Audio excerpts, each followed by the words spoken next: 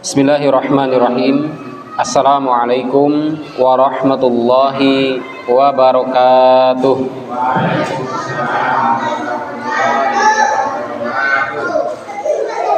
Keluarga jamaah yang dirahmati Allah Subhanahu wa taala, malam hari ini adalah sebagai bentuk tema yang dikatakan spesial ya, istimewa. Karena memang kita sudah berada di bulan Dzulqa'dah, bahkan ini sudah di penghujung ya.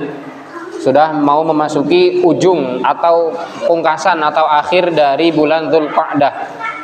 Yang tentunya dari bulan Dzulqa'dah ini akan terus bersambung bulan-bulan haram. Dari bulan Dzulqa'dah itu sendiri kemudian bersambung sampai bulan Dzulhijjah sampai nanti bulan Muharram. 3 bulan ini adalah kesempatan dari Allah Subhanahu wa taala untuk kita banyak-banyak menumpuk amal soleh. Untuk kita menguatkan dari setiap azam kita, niat kita untuk bersama-sama meraih keberkahan hidup, ridho Allah Subhanahu wa taala. Dan tentunya ketika menginjak nanti di bulan Dzulhijjah ada suatu peristiwa penting, ada sebuah amal yang kata Nabi SAW terkhusus adalah di tanggal 10 Dzulhijjahnya, bahwa tidak ada amal yang paling dicintai oleh Allah Subhanahu wa taala pada hari ini, pada hari penyembelihan adalah melainkan mengalirkan darah hewan. Tapi bukan kemudian darah hewan sudah disembelih kemudian dialirkan gitu, bukan. Maksudnya adalah nyembelih hewan kurban maksudnya. Jadi jangan dipahami langsung secara letterlock ya. Oh, pokoknya kon guyur ke getih wes lah, pokoknya rampung, gue paling dicintai. Bukan gitu maksudnya, menyembelih hewan kurban. Nah, maka malam hari ini kita mengambil tema spirit kurban menjadikan pribadi lebih dermawan. Karena apa? Karena ternyata dengan kurban itu bukan membuat kita miskin. Dengan kurban akan membuat hati kita mungkin lebih jauh dari Allah Subhanahu wa taala atau jiwa semakin gersang, akan tetapi bahkan sebaliknya. Dengan ibadah kurban yang abadi, yang kekal sampai Allah Subhanahu wa taala nanti mentakdirkan bumi dan langit ini hancur berkeping-keping, artinya sampai hari kiamat, maka syariat kurban ini akan abadi. Syariat kurban ini akan menjadi pegangan kaum muslimin sampai kapanpun Allah Subhanahu wa taala akan selalu mengabadikan yang namanya syariat berkurban. Bahkan kalau kita hitung-hitung dari zaman Rasul Shallallahu Alaihi Wasallam kan sudah 1400 tahun yang lalu. Padahal ternyata syariat kurban ini dari zaman Nabi Ibrahim alaihissalam. Bahkan ya dari zaman Nabi Adam dulu juga pernah ada sebuah sayembara antara si Qabil ya dengan si Habil itu untuk berkurban dengan sesuatu yang terbaik. Karena apa? Mereka memperebutkan iklima atau adik kandungnya sendiri. Cuman memang berbeda. Yang jelas-jelas menjadi syariat kurban yang diabadikan oleh Allah sampai kepada zaman Nabi Muhammad SAW adalah kurbannya dari Nabi Ibrahim alaihissalam. Bapak Ibu jamaah, tamu-tamu undangan Allah Subhanahu wa taala, maka malam hari ini ada beberapa hikmah dari disyariatkannya kurban yang menjadi spirit semangat kita. Kalaupun mungkin kok tahun ini kita ternyata belum mampu, akan tetapi sudah ada niat, saya tahun depan lah. Seperti mungkin jamaah pengajian kami, jamaah yasinan di Nunggalrejo. Ibu-ibu, ini kita belum ada yang kurban nih, karena belum ada kabar waktu itu ya. Gimana kira-kira? Kapan mau kurban? Ustadz, saya paling tahun depan. Ya sudah, nggak apa-apa, tahun depan direncanakan. Alhamdulillah sudah 21 orang akhirnya. Berarti insya Allah 3 sapi. Insya Allah ya, bukan 3 sapi cap ini apa namanya, cap susu ya, tapi 3 sapi betul nih. Karena apa? 21 orang tadi. Artinya kalaupun kita belum membawa niat kita pada hari ini, maka bisa jadi mungkin di tahun depan kita mengazamkan, meniatkan dan menguatkan dari niat kita tadi. Kalaupun sekarang ibaratnya di tahun ini ya lebih luar biasa lagi. Ada mungkin hal-hal yang memang tersisa dari harta kita, yang itu semuanya bisa kita jadikan untuk dibelikan hewan kurban. Mengapa? Karena ada banyak sekali hikmah para jamaah sekalian. Di sini saya merangkumkan dari beberapa literatur atau kitab-kitab para ulama dari lintas madhab yang kemudian saya ambil, setidaknya ada 5 hal. Ada 5 poin yang akan kita garis bawahi, yang akan kita ambil hikmahnya dari berkurban karena mengharap ridho Allah Subhanahu wa taala. Nggak jelas malah suaranya. Baik, yang pertama, apa hikmah dari berkurban yang Allah Subhanahu wa taala abadikan hal tersebut, dan kemudian sebagai hukumnya para ulama menjelaskan bahwa hukum kurban itu adalah sunnah muakkadah. Sunnah yang ditekankan. Mengapa demikian? Karena ada juga yang berpandangan wajib seperti Sufyan Ats-Tsauri. Kemudian para ulama-ulama yang lain hanya sedikit tapi. Karena mereka beranggapan Nabi Shallallahu alaihi wasallam itu selalu berkurban itu. Akan tetapi kalau kita melihat bagaimana riwayat itu menjelaskan, kalau kita membaca kemudian kita memahami, riwayat menjelaskan Abu Bakar dan Umar pernah tidak berkurban. Alasannya bukan nggak mau atau nggak mampu, akan tetapi alasannya khawatir kalau kurban ini menjadi amalan wajib. Sehingga sahabat mulia Abu Bakar dan Umar pun memang pernah tidak berkurban. Akhirnya para ulama sepakat bahwa hukum dari kurban itu sendiri adalah sunnatun muakkadah, sunnah tapi ditekankan. Ya, sunnah yang ditekankan. Artinya apa? Setengah wajib. Meskipun tidak sampai kepada kewajiban, karena kalau tidak dilaksanakan ketika itu wajib, maka tentunya akan berdosa. Nah, yang pertama, orang yang berkurban, orang yang betul-betul dia merelakan hartanya, menyisihkan sebagian harta yang dititipkan dari Allah Subhanahu wa taala kepada dirinya, yang pertama adalah bukti hidupnya iman seseorang. Jadi bukti nyata dari seseorang yang rela berkorban, bahkan mungkin setiap tahun dia bisa menggelontorkan rupiah, ya artinya menggelontorkan uangnya khusus untuk prosesi yang nantinya akan dikorbankan, ya artinya adalah untuk hewan kurban, dibelikan hewan kurban, maka ini termasuk adalah seseorang tersebut adalah orang yang keimanannya selalu menyala abangku kalau bahasa kita ya. Itu selalu menyala, artinya selalu bersinar, keimanannya hidup. Karena apa? Karena memang orang-orang yang senantiasa dia mendapat petunjuk dari Allah Subhanahu wa taala akan mudah dia melakukan segala hal.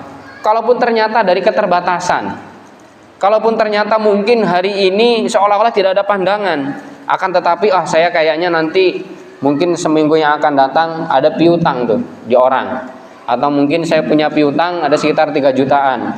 Ternyata ada yang patungan sapi kurang misalkan ya. Patungan sapi kurang baru 6 orang, berarti kurang 1. Ini saya nih bisa nih. Ya kan seperti itu. Ini menjadi sebuah motor penggerak. Keimanan yang ada di dalam diri, Bapak Ibu sekalian, itu adalah menjadi motor penggerak bagi semua apa yang ada dalam diri kita. Untuk apa? Untuk rela mengorbankan, menyisihkan harta kita untuk fisabilillah, yang ternyata nanti juga hewan kurbannya itu akan dinikmati, dikonsumsi oleh dirinya dan keluarganya juga. Berbeda halnya dengan kurban nazar. Pokoknya saya tahun ini karena saya sudah buka toko misalkan, atau mungkin karena anak saya lulus, saya bernazar untuk berkurban. Ini wajib seperti ini. Kurban yang sangat diwajibkan itu karena apa? Kurban nazar dia. Dan bahkan dalam fikih mazhab Syafi'i, kalau kurban itu sudah dinazarkan, maka yang menyembelih atau tadi yang berkurban tadi tidak boleh memakan dagingnya. Kalau nazar ya, tapi kalau kurban sunnah sebagaimana biasa kurban dalam kebiasaan kita kaum muslimin setiap tahun, maka dalam hal ini boleh sepertiganya dimakan, kemudian sepertiga disedekahkan, sepertiga dihadiahkan, terutama saya kasih catatan kepada panitia, jangan pelit-pelit sama panitia itu. Karena saya pernah berkumpul ya, musyawarah, ada yang pekurban itu atau mudhohi itu nggak mau menghadiahkan kepada panitia. Ya wes panitia pasrah pokoknya, penting ikhlas lillahi ta'ala. Udah ngetel-ngetel daging, udah mecah-mecah tulang gitu. Tapi nggak dihadiahi. Kebangetan gitu ya. Padahal sudah ambil sepertiganya tuh ibaratnya. Karena apa? Untuk panitia itu boleh untuk kita mendapat hadiah, tapi bukan jatah ya. Bukan jatah panitia, akan tetapi hadiah dari si pekurban. Karena apa? Sudah mengurusi hewan kurbannya dari menyembelihkan sampai ngetel-ngetel dagingnya, atau bahkan sampai semua prosesi penyembelihan itu sampai selesai. Nah, kemudian apa yang membuktikan bahwa bukti hidupnya iman seseorang? Allah Subhanahu wa taala menegaskan dalam surah Al-Hajj surat ke-22 ayat yang ke-37. Ini yang meyakinkan. Ya apa enggak sih iman saya ini betul-betul yakin dengan apa yang telah Allah Subhanahu wa taala janjikan ya. Kata Allah Subhanahu wa taala, a'udzubillahi minasyaitonirrajim. Bismillahirrahmanirrahim. La yanalallaha luhumuha wala dima'uha walakin yanaluhu taqwa minkum. Dan tidaklah yang mencapai keridhaan Allah Subhanahu wa taala itu atau yang sampai di sisi Allah Subhanahu wa taala itu yaitu darah dan dagingnya, akan tetapi yang sampai di sisi Allah Subhanahu wa taala adalah taqwa minkum, ketakwaan kita. Karena apa? Karena memang niatnya, kemudian pahalanya sebelum darah itu menetes, kata Nabi SAW, sebelum darah itu menetes ke bumi, maka pahalanya itu sudah sampai di hadapan Allah Subhanahu wa taala. Artinya adalah niatnya tadi sudah sampai di hadapan Allah dan pahalanya tidak terkurangi sedikit pun Allah Subhanahu wa taala berikan kepada hamba tadi. Karena apa? Rela dia mengorbankan hartanya untuk, ya tentunya itu juga sebenarnya untuk dirinya, kemudian juga untuk peduli kepada orang lain. Karena ternyata di dalam Islam ini kita bukan hanya mikirkan diri sendiri, ego dengan diri sendiri, yang penting saya ibadah, yang penting saya rajin ibadahnya, saya hebat, sudah selesai, jadi orang soleh. Akan tetapi ada ternyata hubungan yang secara horizontal yang harus kita sampaikan, yang harus kita lakukan. Salah satunya apa? Kurban. Meskipun tidak sewajib zakat ya, tidak sewajib zakat, akan tetapi kurban ini termasuk ibadah maliyah, ibadah harta yang di situ juga menjadi syariat yang agung yang Allah Subhanahu wa taala abadikan sampai kemudian nanti penutup zaman ya, sampai nanti akhir zaman. Dan ini buktinya. Kata Allah Subhanahu wa taala, bukan daging-dagingnya, bukan kemudian hewannya secara utuh tadi yang dipersembahkan, artinya yang sampai di hadapan Allah Subhanahu wa taala, tapi bukti takwa antum itu loh. Bukti takwa kalian yang kemudian sampai di hadapan Allah Subhanahu wa taala. Berarti kita enggak eman-eman tuh ketika Allah titipkan harta kepada kita, kemudian kita berani untuk mendermakan. Yang sejatinya harta itu adalah bukan milik kita pribadi sebenarnya. Berarti ternyata ada sebagian harta, yang artinya sebagian itu ya tentunya entah berapa persennya, yang Allah titipkan ke dalam diri kita itu milik fakir miskin. Di bulan Dzulhijjah itu dikeluarkan dengan yang namanya udhiyah atau dengan yang namanya ibadah kurban. Nah ini adalah rezeki yang Allah Subhanahu wa taala berikan kepada kita, itu tidak cuma-cuma milik kita pribadi, akan tetapi Allah mengajarkan kepada nabinya, kepada para rasulnya untuk berbagi empati kepada orang lain, termasuk bahkan kepada yang non muslim sekalipun. Kurban itu dianjurkan, semuanya dapat. Yang kaya boleh nggak dapat hewan kurban? Boleh. Apakah misalkan kurban ini hanya diperuntukkan kepada fakir miskin? Oh tidak, orang kaya ya dapat. Kemudian juga termasuk di dalamnya non muslim pun dapat. Karena apa? Inilah syiar Islam ya. Kepada siapapun Allah Subhanahu wa taala tetap memberikan sebuah laluan untuk apa? Agar kita semuanya berbuat kebaikan ya. Ini yang pertama adalah bukti hidupnya iman seseorang. Coba kita periksa dengan diri kita. Aku wis kurban urung to ya? Urung tahu ternyata. Saumur urip aku urung tahu kurban gitu. Lah terus piye iki imanku ini? Dipertanyakan enggak gitu. Tapi jangan kemudian menganggap bahwasanya saya mengatakan oh berarti enggak punya iman, bukan.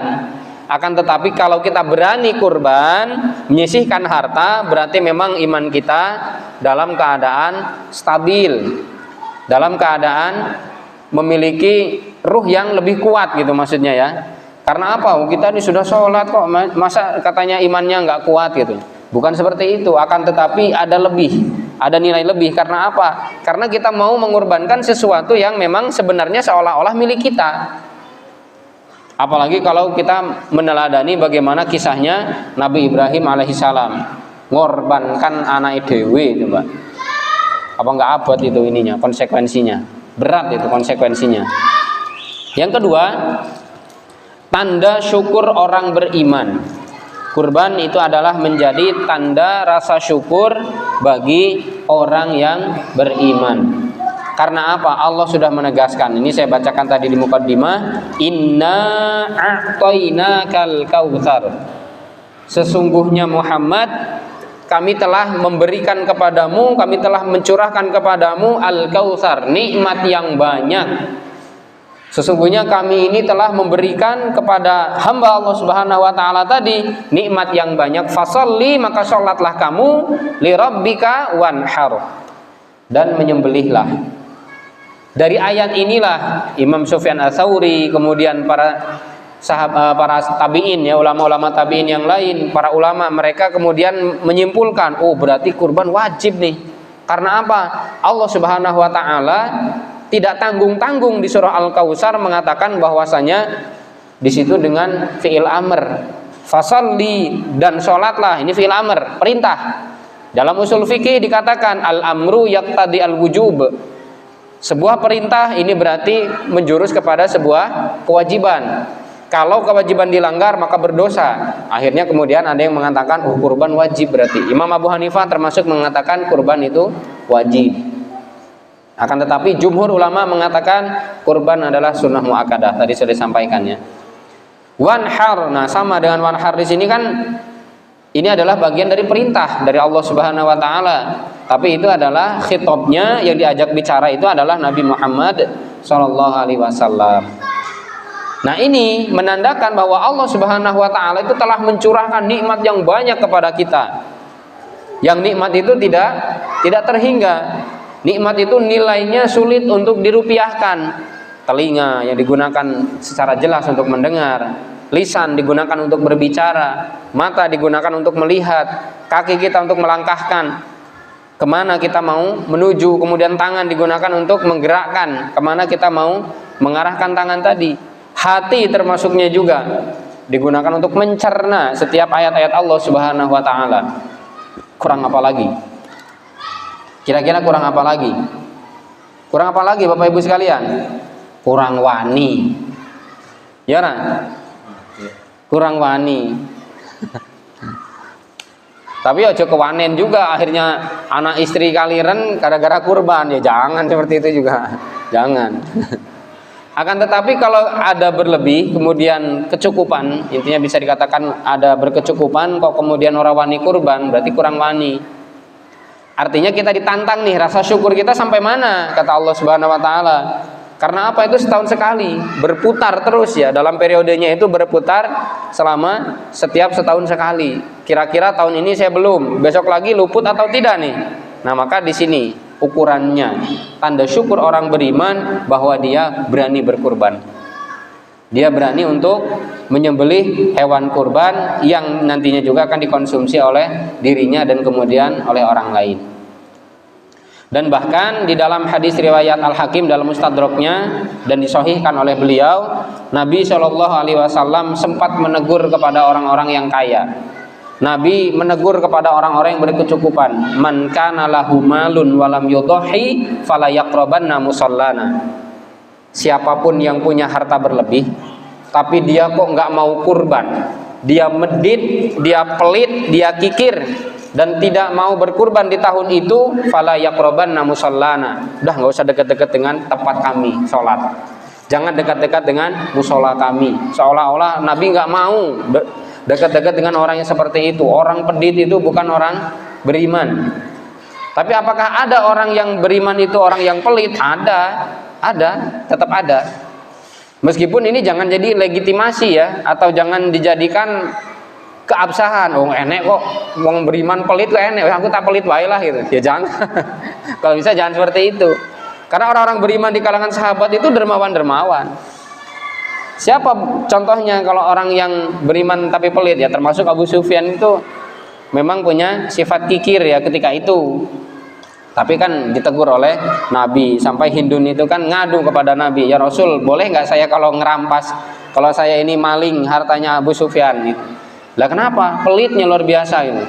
Lah saya Dikasih duit 10.000 tapi permintaannya macam-macam. Mungkin kalau sekarang ya, minta ayam geprek lah, ayam geprek udah 10.000 tuh. Belum nanti minta sayurnya sayur jengkol, ditambah lagi dengan lalapan pete, ditambah tapi duitnya cuma ngasih 10.000 gitu.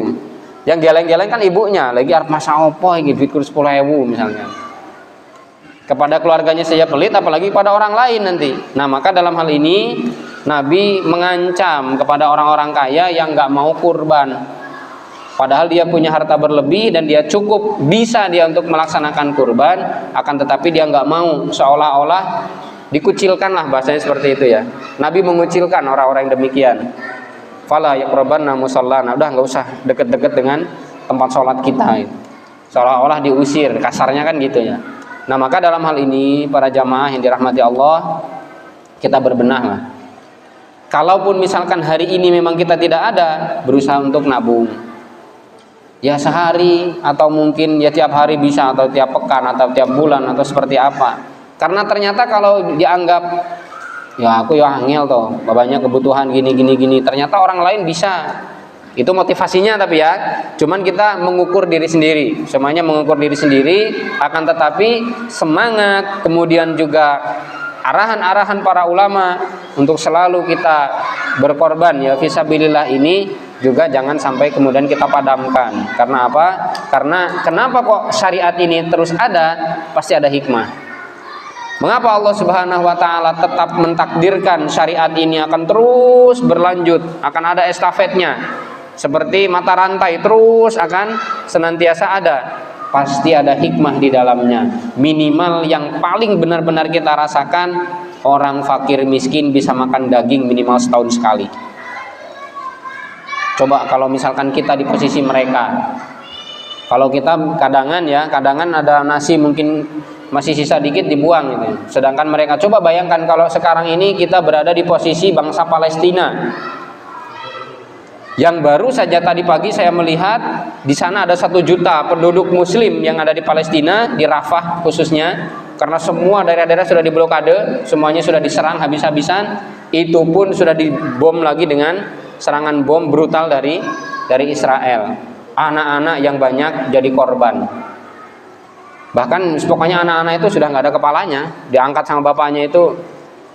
Ya Allah, coba bayangkan kalau kita misalkan berada di posisi mereka, seperti apa coba? Susahnya kita dengan mereka kira-kira lebih susah mana, lebih sulit mana?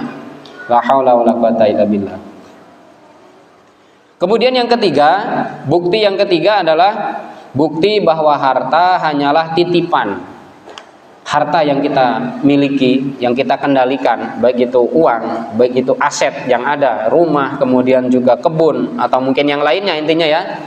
Kalau dalam ekonomi itu ada harta aktiva, ada harta pasiva ini. Ada aktiva tetap, ada pasiva lancar itu juga ya. Artinya ada aset rumah, kemudian ada kebun, ada sawah, kemudian termasuk ada deposito atau mungkin tabungan. Kemudian apa lagi? Ya banyaklah, misalkan kita punya kendaraan, itu titipan para ikhwah sekalian. Jamaah yang dirahmati Allah, itu semuanya hanyalah bagian dari ujian dari Allah Subhanahu wa taala. Sebagaimana ketika Nabi Sulaiman alaihissalam diberikan karunia sebagai raja mukmin ya, raja yang beriman, kemudian dia juga diberikan kekuasaan, meliputi kekuasaan dari kalangan manusia sampai kepada kalangan jin, tunduk dan patuh kepada Nabi Sulaiman alaihissalam. Bahkan dia bisa berbicara dengan binatang kan ya. Meskipun tetap yang paling yang paling nomor 1 ya tentunya Rasulullah, karena Rasulullah itu sama pohon kurma pun bisa ngomong. Kalau Nabi Sulaiman itu bisa berbicara dengan binatang, Rasul itu bisa mendiamkan pohon kurma yang menangis. Karena apa? Karena beliau tidak pakai lagi pohon kurma tadi untuk khutbah. Nih tetap ada perbandingannya ya. Nah kita lanjutkan. Nabi Sulaiman ini apa yang dia katakan?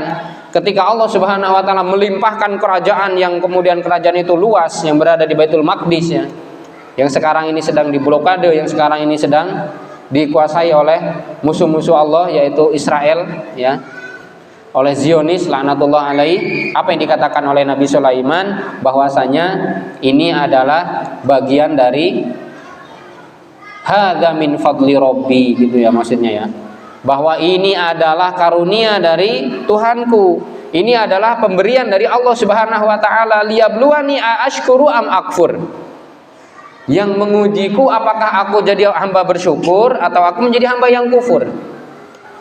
Semua kekuasaan, semua harta itu semuanya adalah titipan dari Allah Subhanahu wa taala.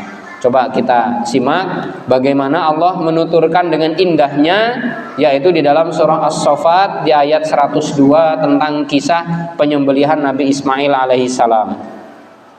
Allah Subhanahu wa taala menggambarkan falamma balagha ma'hu sa'ya. Ketika Ismail sudah mulai bisa bekerja. Coba kita punya anak, umur dia ini berapa ini? 8 tahun ya. Atau bahkan menikah sudah lama nggak punya anak tuh. Kira-kira risau nggak? Kacau pikirannya. Udah ke dokter spesialis, ternyata saya ini nggak mandul kok. Istri saya juga nggak mandul kok. Kok bisa ya belum punya anak gitu? Ternyata di usia 100 tahun, karena memang penantiannya Nabi Ibrahim alaihissalam. Kata Imam Ali As-Sabuni rahimahullah ta'ala, penantiannya ketika Nabi Ibrahim ini sampai menimang sang buah hati yaitu Nabi Ismail alaihissalam, nunggunya 100 tahun baru dapat anak, baru mendapatkan Nabi Ismail. Ketika sudah lahir ceprot Nabi Ismail ke muka bumi, kemudian di usia 100 tahun tadi berarti kan Nabi Ibrahim. Kemudian ketika sudah mulai remaja, kata Allah falamma balagha ma'ahu sa'ya, ketika si Ismail tadi sudah bisa bekerja, sudah bisa ikut bantu bapaknya kerja, ya entah di sawah, di ladang gitu ya. Kemudian kata Nabi Ibrahim alaihissalam, ya bunayya inni ara fil manami anni adbahuk. Wahai anakku, aku tuh mimpi, ayah mimpi, bapak mimpi bahwasanya bapak itu menyembelih kamu. Di dalam mimpi itu jelas bahwasanya bapak ini menyembelih kamu, Ini sudah remaja tapi bahasanya masih ya bunayya. Itulah wujud kasih sayang ayah kepada anaknya. Makanya jangan kasar-kasar gitu ya. Maka bahasanya meskipun sudah remaja pakai ya bunayya. Fangzur madza tara, bagaimana pendapatmu wahai anakku, kata Nabi Ibrahim. Masih diajak diskusi, karena memang anak kalau sudah remaja itu waktunya berdiskusi dengan mereka, bukan main perintah. Sholat, ngaji, ini gak mau mereka. Karena apa? Karena sudah bukan zamannya lagi diperintah, akan tetapi diajak ngobrol, diajak diskusi. Itu dalam ilmu-ilmu parenting seperti itu ya. Maka apa yang dijawab oleh Nabi Ismail alaihissalam?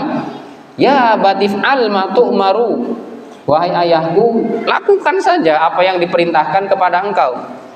Satajiduni insyaallah minas sabirin. Maka niscaya engkau akan menjumpaiku, aku adalah termasuk orang yang bersabar. Kalau memang Allah Subhanahu wa taala memerintahkan saya harus disembelih, sembelihlah saya. Artinya seperti itu, lugasnya ngomong gitu. Kata siapa? Anake dhewe sing ngomong. Coba kalau kita diposisikan oleh Allah Subhanahu wa taala dengan posisi yang seperti ini, kira-kira mau gimana itu? Bingung Bapak Ibu sekalian. Iki ngimpi iki tenanan apa guretok-etokan gitu ya. Kok bisa ya kayak gitu ya? Ini gimana rumusnya kok? Ya kalau sekarang tentunya jangan sampai kemudian kita mempercayai, karena apa? Itu bukan wahyu masalahnya. Kalau mimpinya seorang nabi itu minimal mimpinya saja itu adalah bagian dari wahyu dari Allah Subhanahu wa taala. Lah kalau manusia, aku ngimpi nyembelih awakmu, nyembelih anaknya. Wah, ini bahaya seperti itu. Karena apa? Ngawur itu. Itu bukan mimpi, bukan firasat orang beriman juga, itu dari setan bahkan. Makanya hati-hati ya, ngaji juga harus tuntas. Maka mau tidak mau Nabi Ismail tadi disembelih, akan tetapi tidak jadi disembelih karena apa? Diganti dengan domba yang gemuk oleh Allah Subhanahu wa taala. Karena apa? Karena ternyata Nabi Ibrahim telah membenarkan apa yang menjadi perintah dari Allah Subhanahu wa taala, maka kemudian wafadainahu bidzibhin azim. Kami gantikan Ismail tadi dengan sembelihan yang gemuk. Dari situlah awal mula syariat berkurban. Tapi yang poin inti di sini adalah harta itu titipan. Allah menguji, anakmu ya titipanku. Nek aku arep jiko ya tak jiko wae, kan gitu. Harta juga titipan. Kalau saya mau ambil, saya bangkrutkan kamu, bangkrut juga. Mungkin seperti itulah bahasa lugasnya Allah Subhanahu wa taala kepada kita. Yang keempat, dunia dan perhiasannya bukan segalanya. Maka jangan tertipu dengan dunia. Dunia itu sementara, sedangkan kita ini diperintahkan untuk banyak-banyak berbekal untuk akhirat yang abadi, akhirat yang selama-lamanya.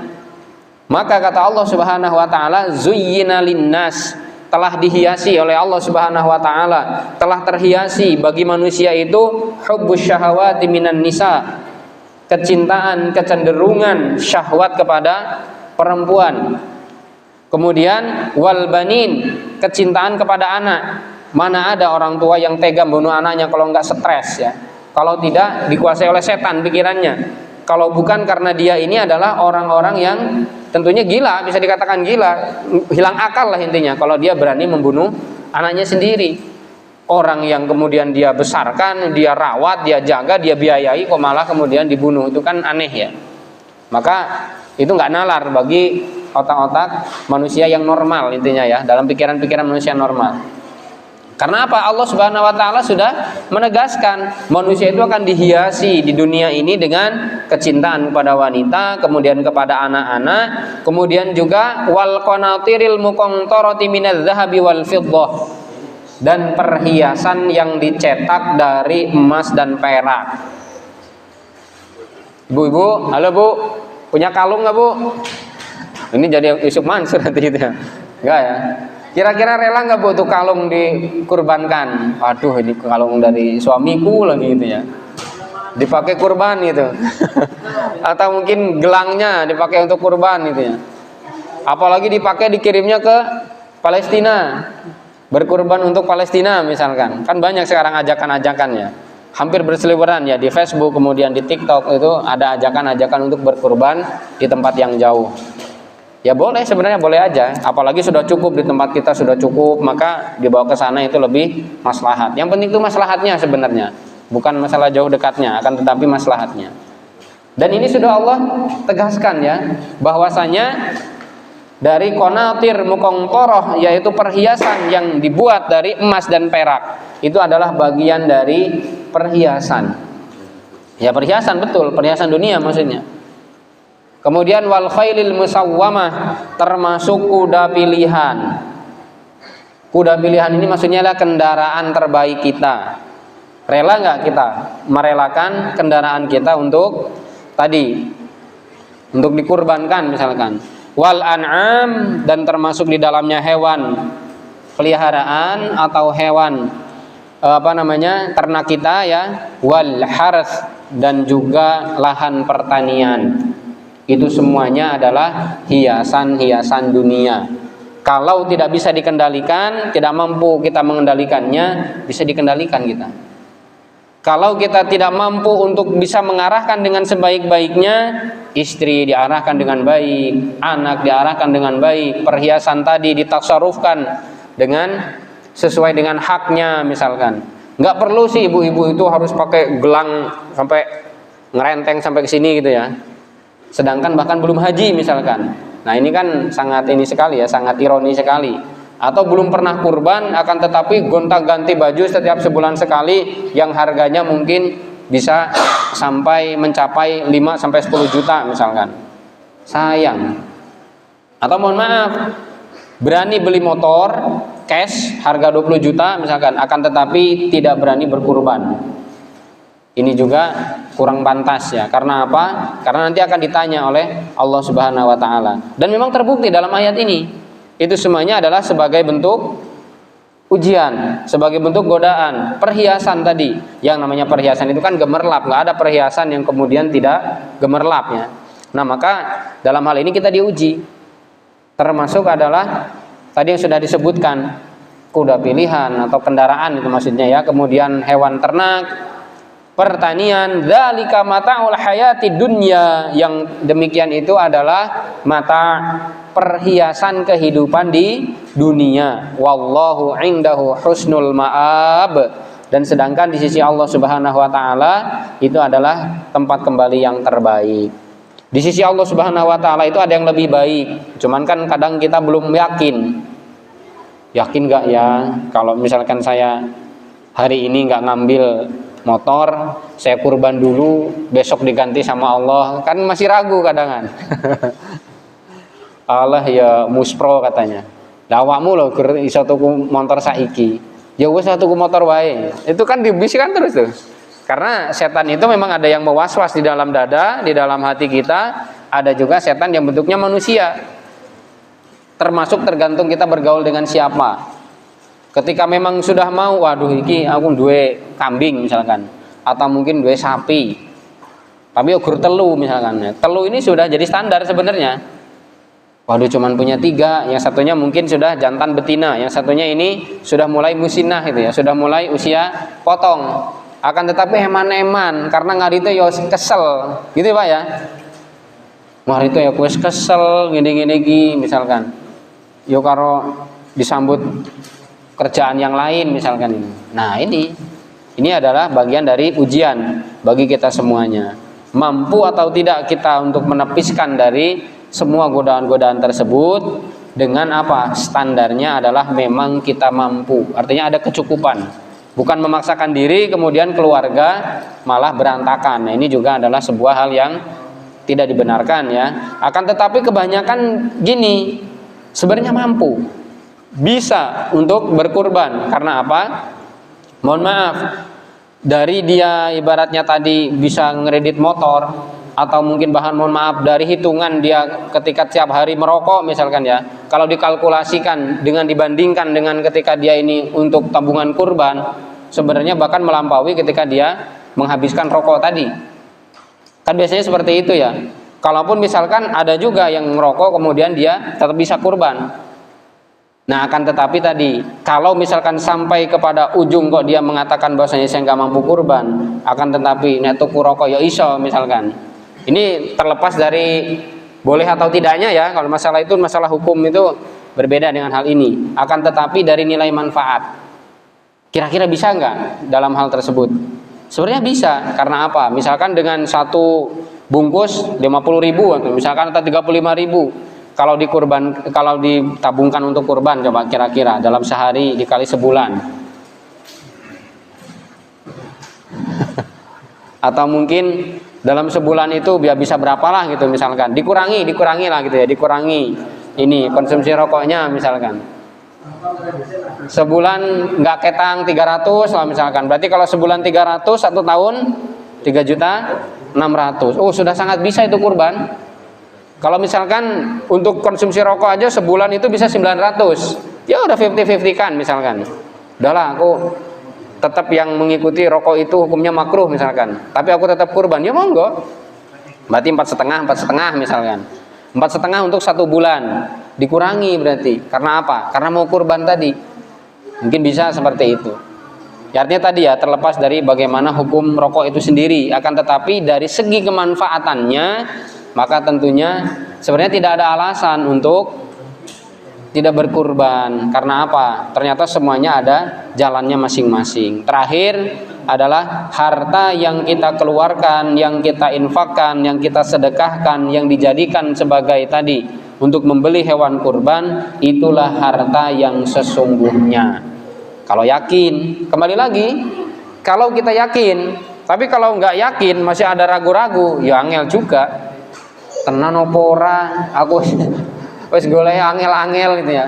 Saya sudah nyarinya susah banget ini. Bener apa enggak sih itu harta yang nantinya akan dicari? Karena seolah-olah apa?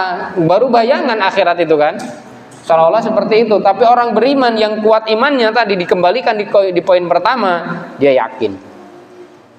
Dia pasti akan memetiknya nanti di akhirat. Karena dia sudah memiliki keyakinan yang benar, memiliki keyakinan yang mantap gitu. Tapi kalau yang masih ragu-ragu ya bingung juga. Tenan ora gitu, masih maju mundur gitu. Awas nabrak gitu ya. Karena apa? Di dalam surah An-Nahl ayat 96 kata Allah Subhanahu wa taala, "Ma 'indakum yanfad." Apapun yang ada di sisi kalian, apapun yang ada dalam diri kalian itu yang fadu, Yang fadu itu artinya akan hilang. Ya, yang dimakan tentunya akan jadi kotoran, yang dipakai pakaian ini akan usang juga. Semuanya apa-apa yang melekat dalam diri kita itu semuanya akan hilang. Ya habis. Meskipun bukan habis dengan percuma ya, akan tapi ya habis begitu saja karena ada masanya, semuanya ada expirednya. Yang enggak ada expirednya itu amal jariyah. Meskipun tadi pilihan untuk bisa mendapatkan ini tadi. Wa ma indallahi baq. Adapun yang di sisi Allah itu yang kekal. Terakhir saya tutup dengan sebuah kisah ketika Nabi Muhammad SAW beliau itu menyembelih hewan sembelihan. Beliau menyembelih seekor domba, kemudian beliau menyembelih sendiri dan dibagi-bagikan dagingnya. Meminta kepada Ibunda Aisyah, wahai Aisyah, bagi-bagikan kepada tetangga kita, terutama yang fakir miskin. Bila perlu habiskan, tapi sama Ibunda Aisyah disisakan yang bahunya. Hanya disisakan yang bahunya gitu. Sampai kemudian Nabi bertanya, wahai Aisyah, sudah belum tetangga-tetangga kita, terutama fakir miskin, dibagi daging dari apa yang aku sembelih tadi? Udah, kecuali bahunya yang tersisa. Kecuali bahunya yang saya sisakan untuk engkau wahai Nabi. Kata Nabi, enggak. Yang tersisa itu bukan bahunya, karena bahunya nanti akan aku makan, akan kita makan, habis begitu saja. Yang tersisa justru yang dibagi-bagikan kepada orang-orang terdekat kita. Yang tersisa itu justru yang sesungguhnya adalah yang dibagi-bagikan pada fakir miskin dan orang-orang tetangga sebelah kanan kiri kita. Itulah yang tersisa yang nantinya akan kita dapatkan di akhirat kelak. Wallahu a'lam bishawab. Jamaah dirahmati Allah Subhanahu wa taala. Hadis ini dalam riwayat Tirmidzi dalam sunannya dan dinyatakan hasan ya. Inilah yang menjadi hikmah dari malam hari ini, diawali tadi pada maghrib, ini sudah masuk sholat isya ya. Dari 5 poin yang sudah saya sampaikan, mudah-mudahan menjadi pelajaran bagi saya pribadi dan kepada kita semuanya. Yuk mari kita semangat untuk selalu bermanfaat bagi orang lain, terutama adalah bagi keluarga kita. Khairun nasi anfa'uhum linnas. Karena sebaik-baik manusia adalah yang paling bermanfaat bagi orang lain.